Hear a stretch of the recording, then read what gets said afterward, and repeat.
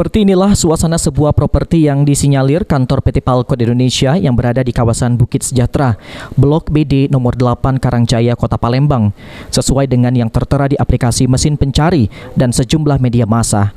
Tidak terlihat aktivitas ataupun tanda-tanda dihuni karena perkarangan yang terlihat tidak terawat, bahkan pagar rumah turut terkunci rapat dan dipasangi spanduk bertuliskan rumah dikontrakan. Salah satu warga yang dijumpai oleh tim liputan PAL TV, Sunarto, menjelaskan dirinya sudah berdagang dan sejak tahun 1994 di kawasan ini dan tidak pernah mengetahui keberadaan kantor PT Palkon Indonesia karena tidak ada aktivitas perkantoran di properti tersebut. Meski beberapa waktu lalu ada beberapa orang yang keluar masuk namun tidak satu pun yang dikenali. Yang PT Palkon itu, Pak De? Kurang tahu, Mas. Kurang tahu ya. Kita sudah berapa tahun berdagang di sini, Pak De? Dagang di dalam poligon ini dari 94.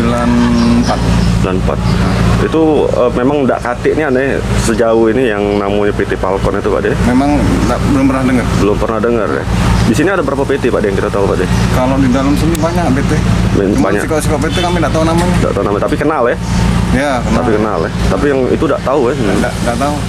PT Palkon sendiri merupakan perusahaan yang terlibat dalam dugaan korupsi penimbunan dan pembuatan turap tanah sungai di Rumah Sakit Kusta yang berlokasi di Jalan Dr. Rifai Abdullah, Banyuasin dengan nilai dana sebesar 12 miliar rupiah dari APBD tahun 2017.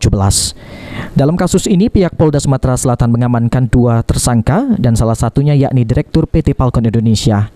Sandi Pratama, PAL TV. MSI almarhum selaku ketua atau anggota